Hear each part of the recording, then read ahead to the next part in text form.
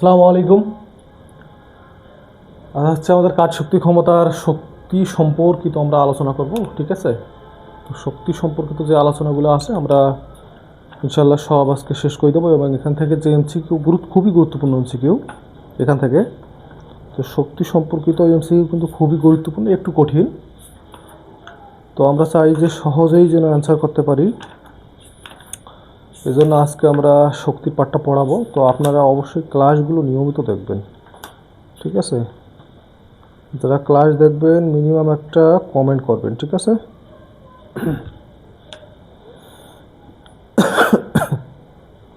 শক্তি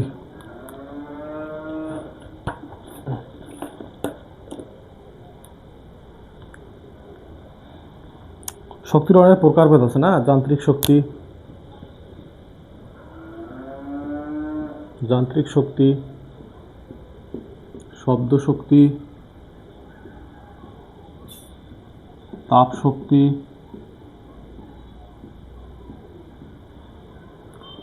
আলোক শক্তি,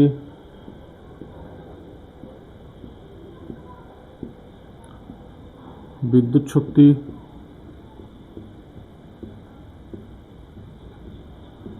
পারমাণবিক শক্তি,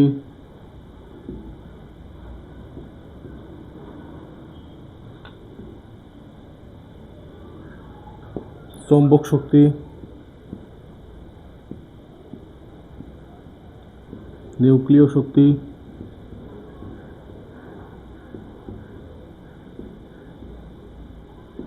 তারপর হচ্ছে সৌরশক্তি। শক্তির এখান থেকে যে প্রশ্নগুলো হয় যে রূপান্তর, হ্যাঁ, রূপান্তরের প্রক্রিয়া আকারে এই প্রশ্নগুলো কিন্তু আসে, ঠিক আছে? যেমন বিদ্যুৎ শক্তি যখন বাল্বের মধ্যে যাবে তখন কি হবে? আলোক শক্তি এবং তাপ শক্তিতে রূপান্তরিত হবে। তো এইভাবেই কিন্তু প্রশ্নগুলো আমাদের আসবে, ঠিক আছে? ওকে, এখন আমাদের একটু পড়তে হবে যান্ত্রিক শক্তি, ঠিক আছে? বিদ্যুৎ শক্তি যদি হিটারের মধ্যে যায় তাপ শক্তিতে রূপান্তরিত হয়, তাই না? তো শক্তির রূপান্তর সম্পর্কিত যে প্রশ্নগুলো আছে অবশ্যই আমাদের রিডিং পড়ে নিতে হবে, ঠিক আছে? আমি পিডিএফে দিয়ে দেবো, ওকে? তারপর এখন আমরা পড়বো যান্ত্রিক শক্তি। যান্ত্রিক শক্তি মূলত বিভব শক্তি প্লাস গতিশক্তি। বিভব শক্তি গতিশক্তি মিলে কি হবে? যান্ত্রিক শক্তি। ইপি এটা হচ্ছে আমাদের ইকে, পোটেনশিয়াল এনার্জি, এটা হচ্ছে কাইনেটিক এনার্জি। তো ইপির সূত্র হচ্ছে এমজিএস, আর গতিশক্তির সূত্র আমাদের কি? হাফ এম ভি স্কোয়ার, ওকে? তো এখান থেকে অনেক এমসিকিউ আছে, ঠিক আছে? বিভব শক্তিটা কি? বিভব শক্তি মূলত যে অবস্থার পরিবর্তনের কারণে শক্তি যদি সঞ্চিত হয়, যেমন অর্থাৎ বস্তু স্থির থাকার ফলে কাজ করার যে সামর্থ্য অর্জন করে ওইটাকে আমরা কি বলি?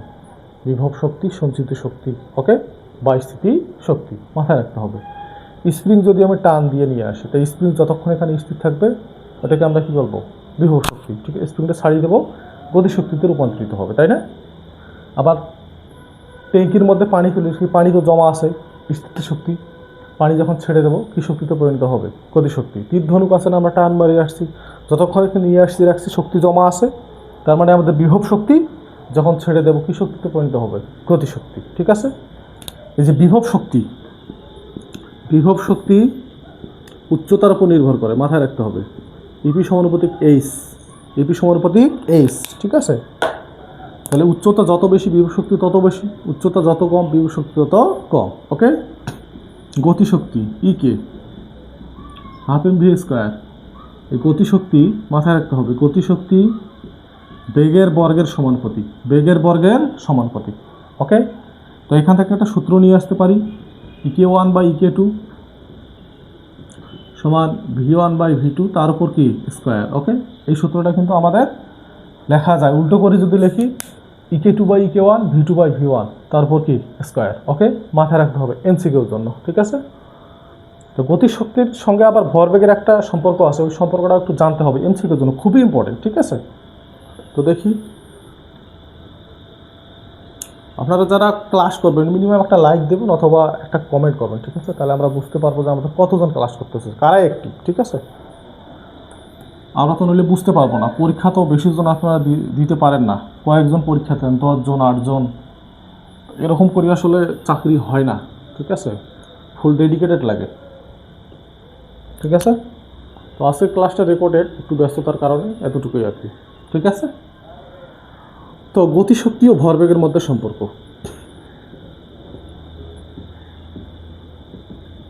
ভরবেগের মধ্যে সম্পর্ক, তাই না? আচ্ছা, তাহলে ইকে আমরা এখান থেকে ডিটেলস এমসিকিউ পড়বো, সমস্যা নেই, আগে থিওরিটা একটু হালকা পড়াই দিই।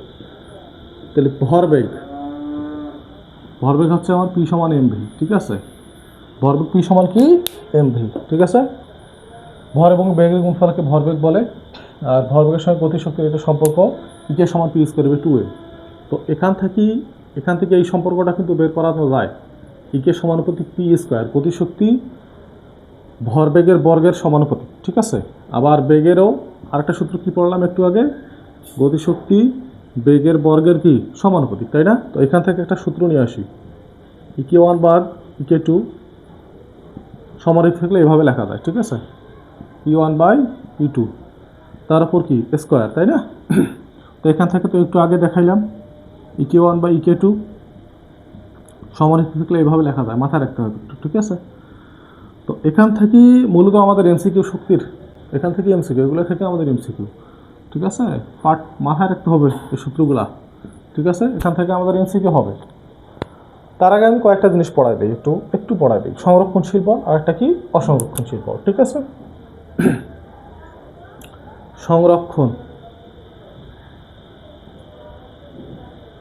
সংরক্ষণশীল বল। ঠিক আছে, এটা হচ্ছে একটা আবদ্ধ, মানে একটা পূর্ণচক্র ঘুরে আসার ফলে যদি কৃতকাজ শূন্য হয়, এটাকে আমরা কি বলবো? সংরক্ষণশীল বল। খুবই ইম্পর্টেন্ট কিন্তু। ঠিক আছে, আদি বিন্দু এবং শেষ বিন্দুর উপর নির্ভর করে, কিন্তু পথের উপর নির্ভর করে না। এখানে আবার শক্তি নিত্যতা সূত্র মেনে চলে। ঠিক আছে, কিভাবে একটু দেখি। আমরা যদি কোনো বস্তুকে উপর থেকে ছেড়ে দিই, তাহলে কি হবে? পড়ছি আমরা, এমজিএস হবে না? আর নিচ থেকে যদি উপরে ওঠাই তখন মাইনাস এমজিএস কাজ, তাই না? তো দুই কাজ যদি আমরা যোগ করি, মোট কাজ, তাহলে আমাদের কি হয়? এমজিএস মাইনাস এমজিএস যোগ করলে, তাই না? তো কৃত কাজ আমাদের কত আসলো? 0 আসলো। ওকে, তার মানে সংরক্ষণশীল বলে কৃত কাজটা সম্পূর্ণ কি হবে? 0 হবে। ওকে, তারপর অসংরক্ষণশীল বল। আচ্ছা, এই সংরক্ষণশীল বলের উদাহরণগুলো আমাদের মাথায় রাখতে হবে, খুবই ইম্পর্টেন্ট। উদাহরণগুলো আমি মুখে মুখে বলতেছি। সংরক্ষণশীল বলের উদাহরণ মহাকর্ষ বল, তড়িৎ বল, চৌম্বক বল, স্থিতিস্থাপক বল। সংরক্ষণশীল বলের উদাহরণ হচ্ছে মহাকর্ষ বল, তড়িৎ বল, তারপর হচ্ছে চৌম্বক বল, স্থিতিস্থাপক বল। মাথায় রাখতে হবে, সংরক্ষণশীল বলের উদাহরণ মহাকর্ষ বল, তড়িৎ বল, চৌম্বক বল এবং স্থিতিস্থাপক বল। এই কয়েকটা মাথায় রাখতে হবে সংরক্ষণশীল বলের উদাহরণ। আমি আবার বলতেছি, মহাকর্ষ বল, তড়িৎ বল, চৌম্বক বল, স্থিতিস্থাপক বল। ঠিক আছে, মাথায় রাখতে হবে। অসংরক্ষণশীল বল,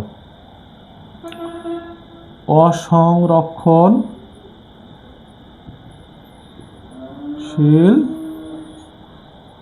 বল, তাই না? আচ্ছা, এই অসংরক্ষণশীল বল এখানে কিন্তু পূর্ণচক্র সম্পন্ন করবে, কিন্তু এখানে কৃতকাজটা শূন্য হবে না। ঠিক আছে, এরা পথের উপর নির্ভর করে। কিন্তু পথের উপর নির্ভর করলো না, আদি বিন্দু এবং শেষ বিন্দুর উপর নির্ভর করলো। এটা হচ্ছে শক্তির নিত্যতা সূত্র মানিয়া চলে না। কারণ কি? শূন্য আসছে, এখানে তো শূন্য আসা সম্ভব নয়। ঠিক আছে, আচ্ছা একটু দেখি। এই যে আমি একটা পথ দিলাম, এখান থেকে 1 নম্বর পথ, আমার এখান থেকে হচ্ছে আমাদের 2 নম্বর পথ। ওকে, তো আমি এই তলের সাপেক্ষে, এখানে একটা তল কিন্তু, ঠিক আছে, তো আমি যদি বলি যে এই তলের সাপেক্ষে আমি, এটা হচ্ছে আমাদের 2 নম্বর পয়েন্ট, এটা হচ্ছে আমাদের 1 নম্বর পয়েন্ট, তাই না? তো আমি বললাম যে আমি এই তলের সাপেক্ষে এই তলে যাব, তো তখন কাজটা হচ্ছে আমাদের মাইনাস এফ কে, এখানে ক্ষুদ্র একটা সরণ যদি ধরি ডিএক্স, এখানে ক্ষুদ্র সরণ কি ডিএক্স, তাই না? তখন কি হবে? ডিএক্স। ওকে, সীমাটা কি হয়ে গেল? 1 থেকে 2-এ গেলাম, তাহলে 1 থেকে কোথায় গেলাম? 2-এ। ঠিক আছে, তো ঘর্ষণ বলের বিরুদ্ধে কাজটা সূত্র হচ্ছে গতি ও ঘর্ষণ গুণন তার সরণ। ঠিক আছে, কিন্তু মাইনাস হবে তার সামনে। ঠিক আছে, কারণ এই তলের সাপেক্ষে এই তলটাকে কী দেয়? বাধা প্রদান করে। ঠিক আছে, অনুরূপভাবে যদি আমি চিন্তা করি যে আমি এবার এই তল থেকে এবার এখানে আসবো, 2 থেকে 1 নম্বরে আসবো, তাহলে কি হবে W2, এই যখন এখানে আসবো এই তলটা তখন কাজ করবে, আর যখন 1 থেকে 2 যাবো তখন এই তলটা ঘর্ষণ বলের বিরুদ্ধে কাজ করবে, তাই না? তো আমাদের লেখা যায় যে 2 থেকে কোথায় আসতেছি 1-এ, 2 থেকে 1-এ আসছি, তাহলে এই তলটা এবার কি বাধা দেবে আমাকে, তাই না? তবু হবে FK dx, ঠিক আছে? এই দুইটা যা দিয়ে কাজ আমি যোগ করি তাহলে কি হচ্ছে, কাজ যোগ করলে কাজ আমার কি 2FK dx এরকম হচ্ছে না আমার যোগ করলে? এরকম কিন্তু একটা দাঁড়াচ্ছে, কিন্তু যোগ করলে কখনো কি শূন্য আসা সম্ভব নয়। হচ্ছে অসংরক্ষণশীল বলের উদাহরণগুলো খুবই ইম্পর্টেন্ট, মাথায় রাখতে হবে, এবং বৈশিষ্ট্যগুলো, ঠিক আছে? PDF দিয়ে দেবো ইনশাআল্লাহ। অসংরক্ষণশীল বলের উদাহরণ ঘর্ষণ বল, সান্দ্র বল, বায়ুর বাধা। ঘর্ষণ বল, সান্দ্র বল, বায়ুর বাধা। ঘর্ষণ বল, সান্দ্র বল, বায়ুর বাধা, মাথায় রাখতে হবে। আর এখানে কি তড়িৎ বল, চৌম্বক বল, স্থিতিস্থাপক বল, ঠিক আছে? এই উদাহরণগুলো অবশ্যই কি রাখতে হবে, মাথায় রাখতে হবে। এখন আমি দেখাবো যে MCQ কীভাবে অ্যান্সার করবো, ঠিক আছে? কয়েকটা MCQ লিখতেছি, একটু দেখি কষ্ট করে। এই সূত্রগুলো মাথায় রাখতে হবে MCQর জন্য, কয়েকটা, ঠিক আছে? এই 4টা সূত্র MCQর জন্য।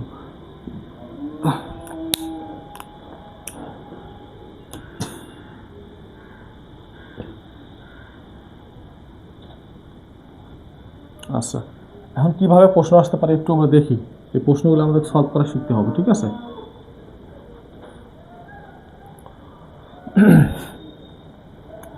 ক্ষমতাটা আর একটু পড়াই দিলে ভালো হয়। ক্ষমতা, যদিও সিলেবাসে এখনও আসে নাই। ক্ষমতা হচ্ছে পি, কাজ করার উৎসের হারকে আমরা কি বলি, ক্ষমতা, তাই না? ক্ষমতা, ওকে? তো ক্ষমতার একক কি, ওয়াট। তাহলে কাজের একক জুল, সময়ের একক সেকেন্ড, এটাকে আমরা কি বলি, 1 ওয়াট, ঠিক আছে? 1 ওয়াট। তারপর ক্ষমতার একক হচ্ছে কিলোওয়াট। 1 কিলোওয়াট সমান 1000 ওয়াট, এগুলো মাথায় রাখতে হবে, ঠিক আছে? তারপর 1 HP, হর্স পাওয়ার 746 ওয়াট, ঠিক আছে? তারপর 1 মেগাওয়াট সমান 10⁶ ওয়াট, মাথায় রাখতে হবে, ঠিক আছে? ক্ষমতা কিছু সূত্র মাথায় রাখতে হবে, P সমান FV, ঠিক আছে? বল এবং বেগের গুণফলকে আমরা কি বলতে পারি, ক্ষমতা বলতে পারি। তাহলে W সমান mgh, তার মানে কি mgh ভাগ কত, T, তাহলে P সমান mgh/T, ঠিক আছে? আসতে পারে ক্ষমতার একক এবং মাত্রা আসতে পারে। তাহলে মাত্রাটা কি, কাজের মাত্রা কি পড়ছিলাম, ml² T ইনভার্স 2, আর সময়ের মাত্রা কি পড়ছি, T, তার মানে আর একটা উল্টায় যায়, তাহলে ml² T ইনভার্স 3, ওকে? এ হচ্ছে আমাদের কি ক্ষমতার মাত্রা, ওকে? এখন আমরা গতিশক্তি সম্পর্কিত এবং ভরবেগ সম্পর্কিত কি MCQ আসতে পারে, ঠিক আছে? ওই MCQগুলো আমরা একটু লক্ষ্য করবো, ঠিক আছে? সবাই খুব ইম্পর্টেন্ট MCQ, দেখি একটু, ওকে? আচ্ছা, প্রথমে যে MCQটা সলভ করবো শর্টকাটে, খুবই শর্টকাটে সলভ করার চেষ্টা করবো, ঠিক আছে? গতিশক্তি সম্পর্কিত, যে বেগ দ্বিগুণ হলে গতিশক্তি কত গুণ, ওকে?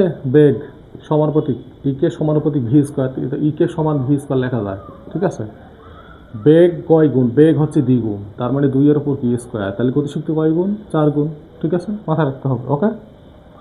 অনুরূপভাবে যদি উল্টাভাবে বলে যে গতিশক্তি 4, তাহলে বেগ কত, 2, ঠিক আছে?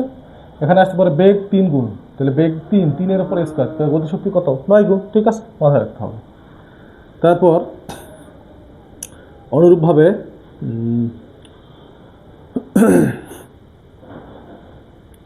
আমাদের সবসময় মূল একটা জিনিস মাথায় রাখতে হবে, মূল গতিশক্তি হচ্ছে 1, মূল ভরবেগ হচ্ছে 1, একটু মাথায় রাখতে হবে, ঠিক আছে? তারপর আসতে পারে একটি গুলি একটি তক্তা ভেদ করতে পারে, ঠিক আছে? একটি গুলি একটি তক্তা ভেদ করতে পারে, গুলির বেগ দ্বিগুণ হলে কয়টি তক্তা ভেদ করতে পারবে,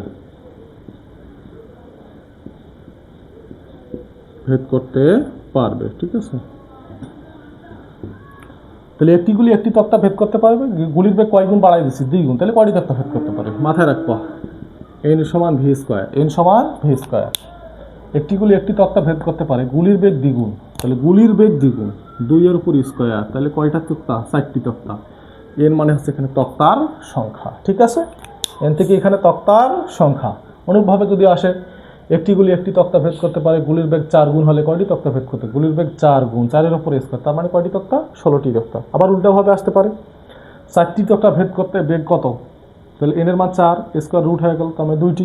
ওকে, মাথায় রাখতে হবে তবু কিন্তু। তারপর আসতে পারে ভরবেগ দ্বিগুণ, দ্বিগুণ হলে গতিশক্তি কত গুণ? কত গুণ? তো ভরবেগের সঙ্গে গতিশক্তির সম্পর্ক দেখলাম, ইকে সমানুপাতিক পি স্কোয়ার, তার মানে ইকে সমান পি স্কোয়ার। তাহলে ভরবেগ দ্বিগুণ, তার মানে 2 এর উপর স্কোয়ার, তাহলে কত আসলো? 4 গুণ। ঠিক আছে, গতিশক্তি কয় গুণ? 4 গুণ। ওকে, আমরা একটু ধাপে ধাপে এমসিগুলোতে যাচ্ছি, করবো ইনশাল্লাহ। ঠিক আছে, তাহলে ভরবেগ দ্বিগুণ, ভরবেগ 2 এর উপর স্কোয়ার, তার মানে কয় গুণ গতিশক্তি? 4 গুণ। ঠিক আছে, একটু যাই, প্রশ্ন করে লিখে দিচ্ছি। হালকা ও ভারী বস্তুর ভরবেগ সমান। প্রশ্ন আসতে পারে হালকা ও ভারী বস্তুর ভরবেগ সমান, কিন্তু এই প্রশ্ন হচ্ছে কিন্তু, এই যে কিন্তুটাই প্রশ্ন। ওকে, হালকা ও ভারী বস্তুর ভরবেগ সমান, কিন্তু মনে রাখতে হবে হালকা বস্তুর গতিশক্তি বেশি, হালকা বস্তুর গতিশক্তি বেশি এবং ভারী বস্তুর গতিশক্তি কি? কম। ওকে, ভারী বস্তুর গতি শক্তি কে রাখতে হবে? মাথায় রাখতে হবে। ওকে, ক্লিয়ার করি।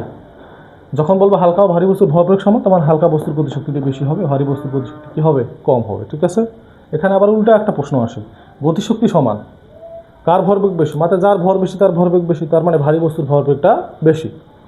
যখন বলবে হালকা ও ভারী বস্তুর গতিশক্তি সমান, তখন গতিশক্তি সমান হলে, হালকা ও ভারী বস্তুর গতিশক্তি সমান হলে ভারীর ভরবেগটা কি হবে? বেশি, আর হালকার ভরবেগটা কি হবে? কম। ঠিক আছে, মাথায় রাখতে হবে, এই দুটো থেকে অনেক ইম্পর্টেন্ট। ঠিক আছে, হালকা ও ভারী বস্তুর ভরবেগ সমান, কিন্তু হালকা বস্তুর গতিশক্তি বেশি, আবার ভারী বস্তুর গতিশক্তি কম। যদি গতিশক্তি সমান হয় তাহলে ভারী বস্তুর ভরবেগ বেশি, হালকা বস্তুর ভরবেগটা কম। ঠিক আছে, মাথায় রাখতে হবে। এখন যে গুরুত্বপূর্ণ এমসিকিউটা আসে, এখন আমি একটু এই এমসিকিউটা সলভ করাই। ঠিক আছে, আপনাদের একটু এমসিকিউ বের করে নেই। আচ্ছা, ওকে, দেখেন একটু। ঠিক আছে, আচ্ছা, এখন একটু কঠিন এমসিকিউ যাচ্ছে। ঠিক আছে, অনেক ইম্পর্টেন্ট কিন্তু এর ধরার জন্য।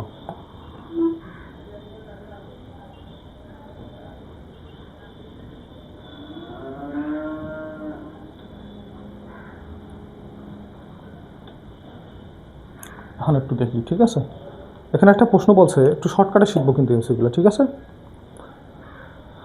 আচ্ছা, এখানে যে প্রশ্ন সলভ করে তার মধ্যে 2-একটা প্রশ্ন সলভ করে দিই আমি। একটি ভারী বস্তুর ভর অপর একটি হালকা বস্তুর ভরের দ্বিগুণ।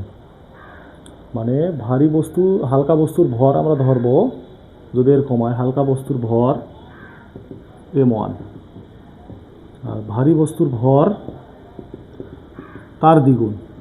বলি দিছে প্রশ্নের মধ্যে হালকা বস্তুর ভর অপেক্ষা ভারী বস্তুর ভরটা কি? দ্বিগুণ, তাই না? বলছে হালকা ও ভারী বস্তুর গতিশক্তির অনুপাত, হালকা এবং ভারী বস্তুর গতিশক্তির কি অনুপাত, তাই না?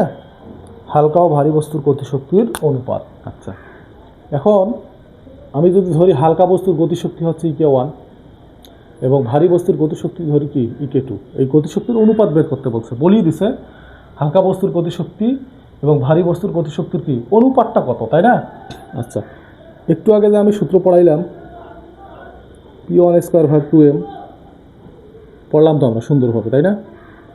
ওকে, ভাগ আছে, এটাকে গুণ করে দিলাম, তো উপরে কি হয়? 2m2 ভাগ কত? P2, তাই না? মানে ইকে সমান P²/2m, উল্টি দিলে এরকম হয়। ঠিক আছে, আচ্ছা, এখানে এখানে যদি আমি এইভাবে করতে যাই একটু সময় লাগবে, তবু দেখে দিচ্ছি, তারপর শর্টকাটটা দেখে দিচ্ছি।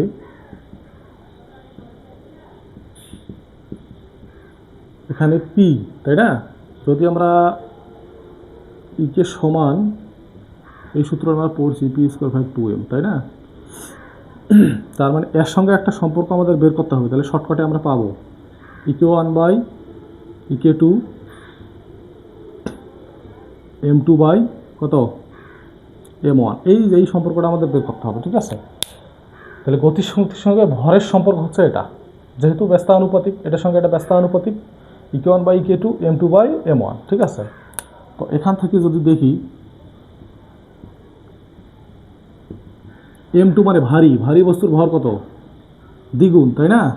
আচ্ছা, এটা m দিলাম, m2 এর মান হচ্ছে দ্বিগুণ, তার মানে 2m। m1 এর মান কত? m কাটা যায়, তার মানে কত থাকে?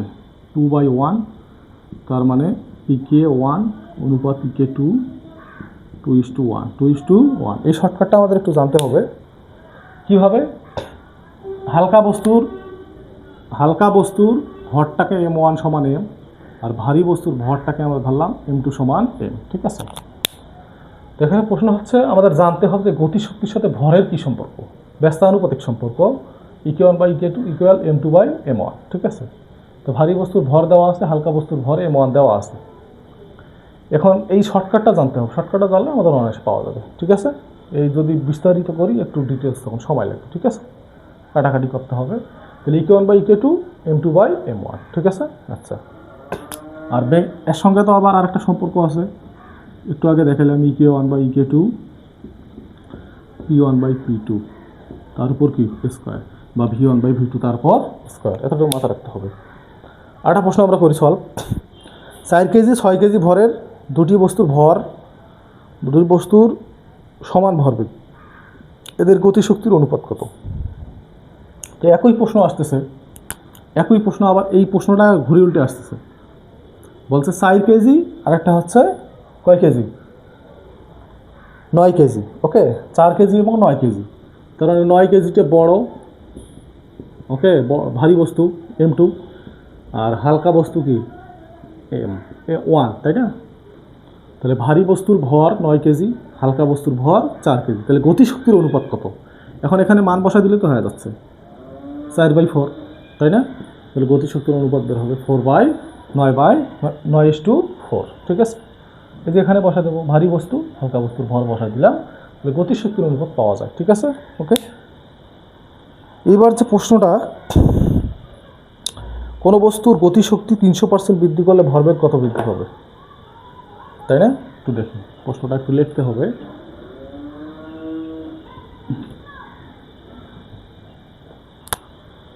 কোনো বস্তুর, এখানে দুইটা প্রশ্ন দুইভাবে একদম শেখাবো, ঠিক আছে? তাহলে দুইটা ক্লিয়ার হয়ে যাবে। কোনো বস্তুর গতিশক্তি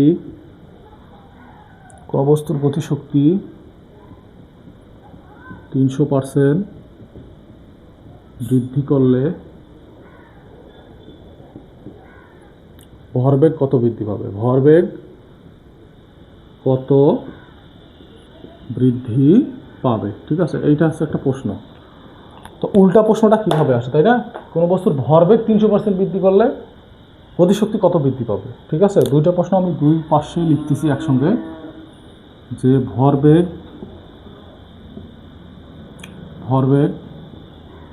300%, অন্য একটা পার্সেন্টাই, তাই না? আচ্ছা, ভরবেগ 50% বৃদ্ধি করলে, এটা দেই, ভরবেগ 50% বৃদ্ধি করলে গতিশক্তি কত বৃদ্ধি পাবে? গতিশক্তি কত বৃদ্ধি পাবে, তাই না? এখন একটু আগে ডিটেলস করি। কোনো বস্তুর গতিশক্তি, মানে গতিশক্তি আমাদের ধরতে হবে ইকে1 আছে আমাদের, ঠিক আছে? এখান থেকে যেটা বৃদ্ধি পাবে, কতটুকু বৃদ্ধি পাবে? এখান থেকে কিন্তু বৃদ্ধি পাবে, মানে ইকে1 আছে, এখান থেকে বৃদ্ধি পাবে, যে ইকে1 প্লাস ইকে1 এর 300%, মানে কি 300/100, ঠিক আছে? তো নতুন যে গতিশক্তিটা হবে, এটাকে আমরা কিন্তু ইকে2 ধরতে হবে। কেন? আমি আগেই বলছি ইকে1 একটা আছে, এখান থেকে বৃদ্ধি পাবে কতটুকু? ইকে ওয়ানের 300%, ঠিক আছে। তাহলে ইকে ওয়ান গুণন 300/100। তো এখানে আমাদের কত হলো, এপাশে 3 আর এপাশে হচ্ছে, তাহলে যোগ করলে আমাদের কি 4 ইকে ওয়ান হয়, তাই না? তো এটা আমরা শর্টকাটে কীভাবে করবো, 300% মানে 3, মানে 100 তো কাটা যাবে, তাহলে 3 আর 1 4, ঠিক আছে, মাথায় রাখতে হবে। এখন বলছে যে ভরবেগ কত বৃদ্ধি পাবে। এখন ভরবেগ আমাদের ধরতে হবে, একটা ভরবেগ আছে P1 আছে, তো P1 আছে, তার মানে আমাকে কি বের করতে হবে, P2 বের করতে হবে, তাই না? এখন ইকের সাথে ভরবেগের একটা সম্পর্ক আমি পড়ছিলাম যে P2/P1 স্কোয়ার EK2/EK1, ঠিক আছে, এই সম্পর্কটা কিন্তু দেখাইছি। এখন আমার এখানে EK2 কিন্তু আছে মান 4 EK1, এই যে বসাই দিলাম, ঠিক আছে। EK1 তো নিচে আছে, তাই না, কাটা যায়, তার মানে কত থাকে 4।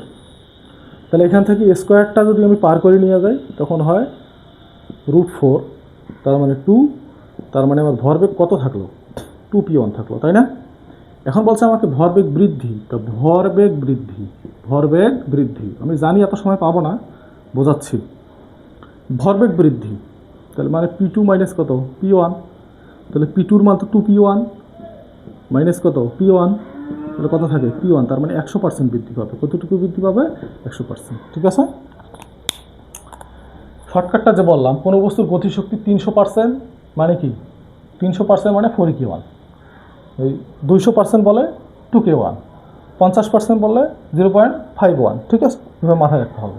50, 100, 200, 300 এর মধ্যেই বলবে, ঠিক আছে। তো এটা আমরা পাইলাম। তারপর যে কাজটা শর্টকাটে আমি করব, এই জায়গাতে যে মানটা পাবো শুধু মানটার উপর রুট বানাই দেবো। এই যে মানটার উপর রুট বানাই দাও, তো যদি মানটার উপর রুট বানাই দেয় তাহলে 2 হচ্ছে না, তার মানে কি শর্টকাটে যদি করতে চাই P2 লেখিয়া মানটার উপর রুট দেবো, তার মানে 2P1, এই যে এইটাও আমি পাওয়া গেলাম। তারপর এটা থেকে P1টা মাইনাস করবো আমি, 2P1 মাইনাস P1, ঠিক আছে। তারপর শেষে 100 দ্বারা গুণ, 100%, ঠিক আছে। এ হচ্ছে আমাদের এভাবে করতে হবে, ঠিক আছে। তো এখানে বলছে 50%-এর জায়গায় আমি ধরলাম, একটু 100% ধরলাম বোঝানোর জন্য। 100% বলছে ভরবেগ 100% বৃদ্ধি করলে গতিশক্তি কত বৃদ্ধি পাবে। তো অনুরূপভাবে এখানে গতিশক্তি বৃদ্ধি, গতিশক্তিটা বের করে নিয়েছিলাম, এখানে ভরবেগ বৃদ্ধি, ভরবেগটা বের করে নেব। তার মানে কি P2 100% মানে 1 বৃদ্ধি পেয়েছে, তার মানে 2P1 লিখতে পারি। বোঝা যায়নি মনে হয়। এখানে আমরা লিখতাম, এখানে কীভাবে বের করতাম, যে P2 সমান P1 প্লাস P1 এর 100%, তার মানে 100/100, তাই না, কাটাকাটি 2P1 থাকতো। ওই জন্য বলছি যত পার্সেন্ট বৃদ্ধি পাবে যোগ 1 দেবো, তাহলে 100% বৃদ্ধি, তাহলে 1, আর মূল তো 1 আছে, তার মানে কি 2P1 পাইলাম। তারপর বলছে গতিশক্তি কত বৃদ্ধি পাবে, তাহলে এখান থেকে আমাদের কী বের করতে হবে, গতিশক্তি। যখন গতিশক্তি বলবে এই মাটার উপরে স্কোয়ার মারি দেবো, ঠিক আছে। কেন, যে EK2/EK1 P2/P1 ইন্টু তার উপর কি স্কোয়ার, তার মানে যখন গতিশক্তি বলতেছে এই মানটার উপর স্কোয়ার দিচ্ছি আমরা, তো স্কোয়ার দিলে কি হচ্ছে 2P1/P1 কাটা, তার মানে কত থাকে 4, তাই না। আচ্ছা, তার মানে EK2 সমান কি পাইলাম 4 EK1, তাই না।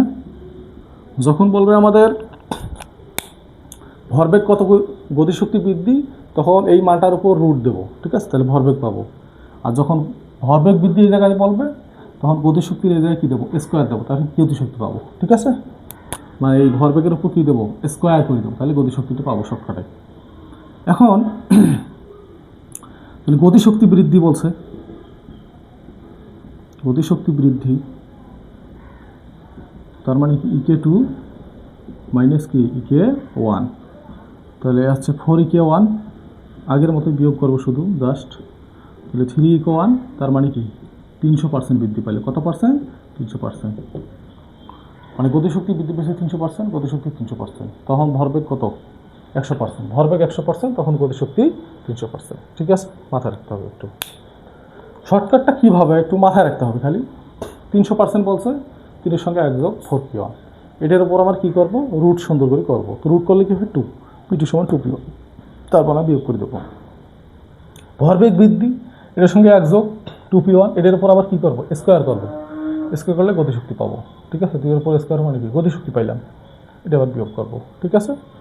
তো এখান থেকে খুবই ইম্পর্টেন্ট এই MCQগুলা, ঠিক আছে। অনেক এমসিকিউ আছে, প্র্যাকটিস করলেই বুঝবো ইনশাল্লাহ। তো এখান থেকে এই মানের সর্বোচ্চ এমসিকিউ আসছে এবং এই প্যাটার্নভুক্ত এমসিকিউ, তো এই প্রশ্নগুলো পিডিএফ দেবো, অবশ্যই কী করতে হবে, সলভ করতে হবে। ঠিক আছে, ধন্যবাদ সবাইকে, আসসালামু আলাইকুম।